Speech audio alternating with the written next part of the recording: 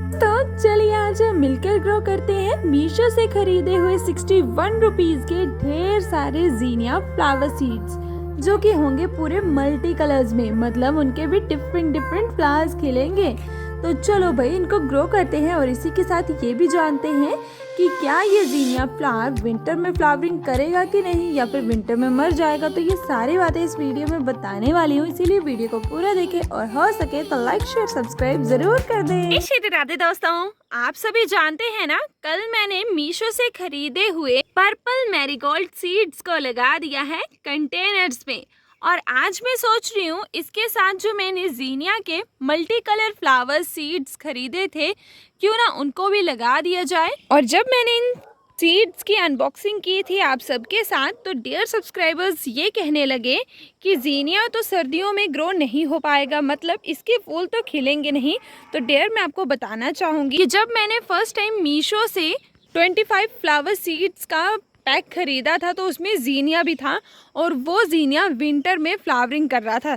तब मुझे नाम वगैरह पता नहीं थे, बट अभी मैंने थोड़ी ओल्डेस्ट वीडियो चेकआउट की, तब मुझे पता चला। और इसी के साथ आपका डाउट और ज़्यादा क्लियर करने के लिए मैंने गूगल पे भी सर्च किया, तो मुझे ये जानने को मिला है कि जीनिया जो है वो सर्दियों में भी फ्लावरिंग कर देता है। और अभी यार इतनी ज़्यादा सर्दियाँ भी नहीं आई हैं, मतलब सर्दियाँ तो अभी आई ही नहीं, अभी तो जस्ट बरसात चल रही है, इसीलिए हम जीनिया को ग्रो कर सकते हैं। अगस्त महीने के अभी मिड में भी नहीं पहुंचे हैं हम, तो एंड तक इसकी सीडलिंग्स अच्छे से ग्रो होके पौधे का रूप तो ले ही लेंगी, और उसके बाद फिर सितंबर तक हमारा पौधा मैच्योर होके अक्टूबर तक फ्लावरिंग करने लायक भी हो जाएगा। तो इतना ज़्यादा मत सोचा करें, जब आपका मन करे जो करने का वो कर लें, देखा जाएगा फिर जो होगा। तो चलो बातें तो बहुत कर ली, अब सीड्स को लगाने की तैयारी करते हैं। तो इन फ्लावर सीड्स को लगाने के लिए हम इस्तेमाल करेंगे इन ग्लास कंटेनर्स का, और इस ग्लास कंटेनर में ऑलरेडी मेरा एक छोटू सा पौधा पल रहा है जो कि पर्सलेन का है। चलो अभी इसे निकाल देते हैं यहाँ, और इसे लगा देते हैं किसी भी कंटेनर में, क्योंकि वेस्ट तो हम कुछ नहीं कर सकते ना, हमारे लिए सब कुछ बहुमूल्य है, छोटी से बड़ी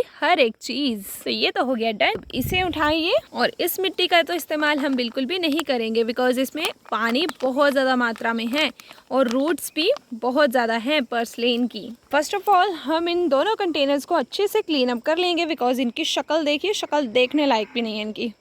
दोनों ग्लास कंटेनर्स को अच्छे से वॉश कर लिया है। अब हम इनके चेकआउट करेंगे ड्रेनेज होल्स, जो कि मैंने दो निकाले हैं, बट 2 से ज़्यादा मतलब 4 ड्रेनेज होल तो अब निकाल ही देती हूँ, बिकॉज बरसात का मौसम चल रहा है। तो चाकू की मदद से ही यहाँ पे होल कर देते हैं। तो लो भाई पूरे 4 ड्रेनेज होल्स निकाल दिए हैं। चलिए सारा सामान हटा के बढ़िया से सॉइल मिक्सचर की तैयारी करते हैं।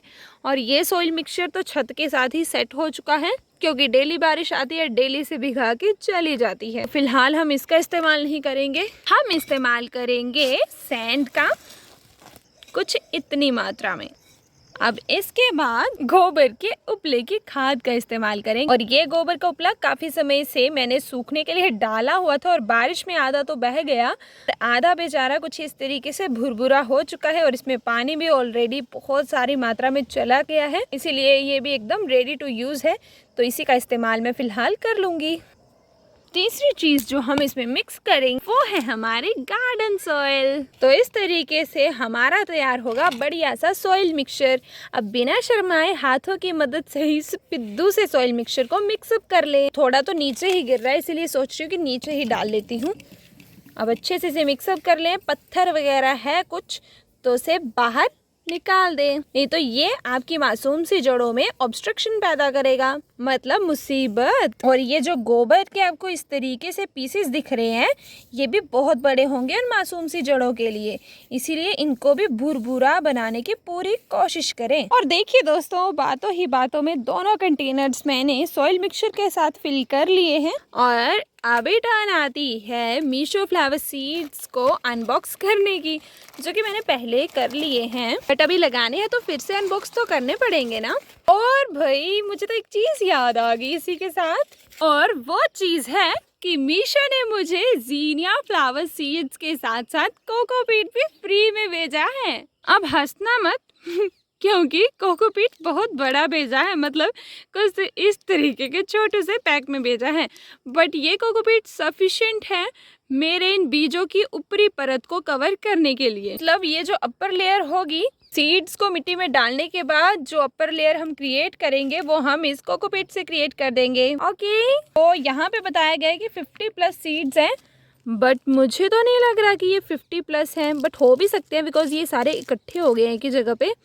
चलो अच्छी बात है। तो अभी जैसे कि मेरे डियर सब्सक्राइबर ने कहा है कि भाई ये सीड्स विंटर्स में नहीं ग्रो होंगे, मतलब फ्लावरिंग नहीं करेंगे, तो कुछ सीड्स मैं बचा के रख लूँगी, लाइक 10 से 12 सीड्स, और बाकी जो बचते हैं उन सबको इन कंटेनर्स में लगा दूँगी। और लगाना एकदम सिंपल है, जस्ट आप सीड्स को ओपन, मतलब पैकेट को ओपन कीजिए, सीड्स को हाथों में लीजिए और मिट्टी के ऊपर इस तरीके से स्प्रिंकल कर दें। सेम स्टेप दूसरे कंटेनर के लिए भी फॉलो करें। और जैसा कि मैंने अभी आप सबको कहा कि कुछ सीड्स मैं यहाँ पे बचा के रख लूँगी, थोड़े बचा लिए हैं, और जो बचते हैं उनको दूसरे कंटेनर में इस तरीके से स्प्रिंकल कर दीजिए। बस ये सिंपल से स्टेप फॉलो करने से आपके बीज लग के तैयार है। जैसे कि मैंने आप सभी को कहा था कि छोटू सी कोकोपीट से, तो क्या कह रही थी मैं कि अपर लेयर को हम अब कवर कर देंगे कोकोपीट के साथ। और जैसा कि आप सभी जानते हैं कि कोकोपीट सीड्स की जर्मिनेशन के लिए एकदम बेस्ट होती है, बट ये ना भी हो तब भी यार काम चल जाता है। बिकॉज जब मैंने फर्स्ट टाइम सीड्स ग्रो किए थे ना मीशो वाले, तो मेरे को तो पता ही नहीं था कि कोकोपीट नाम की भी कोई चीज़ दुनिया में एग्जिस्ट करती है। तो मैंने बिना कोकोपीट के ही उनको रेडी किया था, मतलब तैयार किया था उन सीड से पौधों को, और पौधों से फिर फूलों को। इसीलिए भाई कोई भी चीज़ अगर आपके पास नहीं है तो आप ये ना सोचे कि भाई अब तो हमारा काम हो ही नहीं सकता। बस भगवान जी पे विश्वास रखिए और अपने काम को इतनी श्रद्धा से कीजिए कि अगर आपने कुछ चीज़ फुलफिल नहीं भी की है तब भी आपको 100% रिजल्ट मिल ही जाए। मतलब सीधी सी बात है कि बिना कोकोपीट के भी आप बीजों को ग्रो कर सकते हैं। और कई बार तो भाई ऐसा भी होता है कि कोकोपीट का इस्तेमाल करने के बाद भी बीज ग्रो नहीं होते हैं, बिकॉज जो थोड़ी बहुत केयर होती है ना वो हम अच्छे से नहीं करते हैं। अब थोड़ी बहुत केयर क्या है, चलो मैं आप सबको थोड़ी सी बता देती हूँ, जो कि मैंने कल भी बताई थी। थोड़ी बहुत अभी केयर इनकी क्या होगी, जैसे कि आप भी, मौसम तो क्लियर है बट फिर भी देखो दूसरी साइड बारिशा रानी जी आ रही हैं।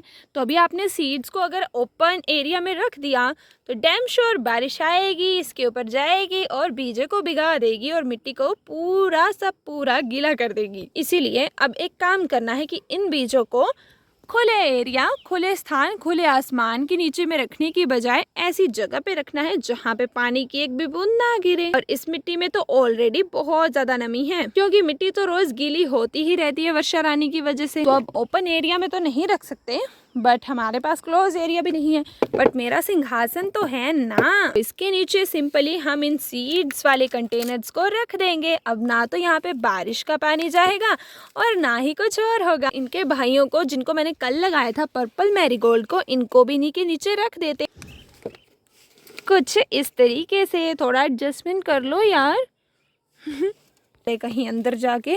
तो ये रेडी हो गया है मेरे सीड्स का छोटू सा घर। अब देखो जैसे ही सुबह होगी मैं इनको फिर से बाहर निकाल दूंगी, जैसे शाम होगी फिर से घर के अंदर चले जाएंगे, क्योंकि रात को तो हम पहरा नहीं कर सकते हैं कि कब बारिश लग पड़े, कब हम इनको उठाएं। इसीलिए रात को बेफिक्र होकर अगर एक प्लांट लवर सोना चाहता है इन सीड्स को लगाने के बाद, तो आप कृपया करके ऐसा कुछ जुगाड़ कर ले या फिर छत के नीचे रख दे, और जैसे सुबह धूप निकलती है तो इनको बाहर निकाल दे। बारिश का पानी बिल्कुल भी ना लगने दे, ना लगने दे। बार बार 1000 बार ये बात कह रही हूँ, तो कुछ बात होगी तभी कह रही हूँ ना, इसीलिए मान लो मेरी बात। इनको बारिश का पानी नहीं लगने देना है अगर इनको ग्रो होते देखना चाहते हो तो। और पानी की एक भी बूंद अभी नहीं छिड़कनी है, क्योंकि मैंने अभी आप सबको कहा ना कि इसमें ऑलरेडी बहुत ज़्यादा पानी है इस मिट्टी में। इतनी नमी सफिशिएंट है इन बीजों को जर्मिनेट होने के लिए। तो अब जल्दी से कमेंट करके बताइए कि ये जीनिया के फ्लावर सीड्स लगाने का इजीएस्ट वे आप सबको कैसा लगा, और इनका रिजल्ट देखना चाहते हो तो चैनल को ज़रूर क्या करना है आपको पता है ना, लाइक भी करना है, शेयर भी करना है और चैनल को ज़रूर सब्सक्राइब भी करना है। और एक और काम कर लो यार, नोटिफिकेशन बेल ऑन कर लो, जिससे कि आपको पता चल जाएगा कि मैंने क्या खरीदा, क्या लगाया, कैसे केयर की, कैसे पाया। उसी से सारी जानकारी आपको 1 सेकंड में मिल जाएगी। इसीलिए जल्दी से ये 3-4 काम कर लो, और फिर तो भाई आपको दे दनादन मेरे चैनल की वीडियोस मिलती रहेंगी। अभी बहुत बातें कर ली, मैं थक भी बहुत ज़्यादा गई हूँ। आप सभी को फिर जय श्री राधे, जय श्री राम। मिलेंगे नेक्स्ट वीडियो में।